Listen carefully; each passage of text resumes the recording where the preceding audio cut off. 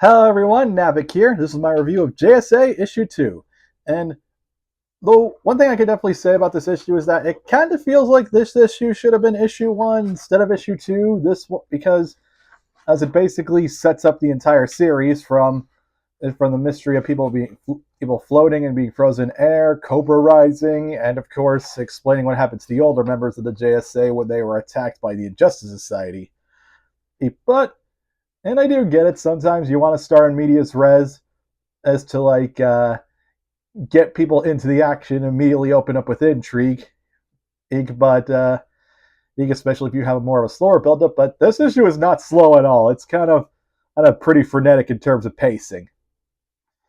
We got slow mystery set up at the beginning, but it's only like a few pages before or the action really starts. Arts, and I'll say it does give, it does give Ortega some good time to bust his action chops up. And there is some good characterization bits, but like I said, it definitely feels like this should have been the first issue instead of issue 2. But yeah, there are still some fun characterization as fast and kind of brief as this issue is. We got Khalid and Jakeem him kind of bonding over playing games and stuff.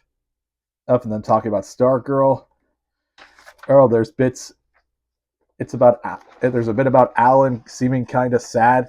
That seems like Ruby has joined the Injustice Society. He kind of following up from the end of the Jeff Johns run. And we had a bit about Obsidian basically saying that JSA needs to change their ways, which is definitely felt by a lot of the younger members of the JSA, or at least the former members of Infinity Inc., like Jesse Quick and Wildcat, and the Montez Wildcat when we saw in the last issue. And of course, there's a bit where Wildcat decides to stay behind and help Khalid when he's freaking out over something mystical happening, and a little bit of some nice back and forth banter between the Hawks. And the major thing, it is kind of nice to see all those, but again, the pacing of the book does make this issue feel shorter than it actually is. It is a pretty breezy read, which, depending on how much bang you want for your buck, that could be either a good thing or a bad thing. And I'm kind of mixed on it for this issue.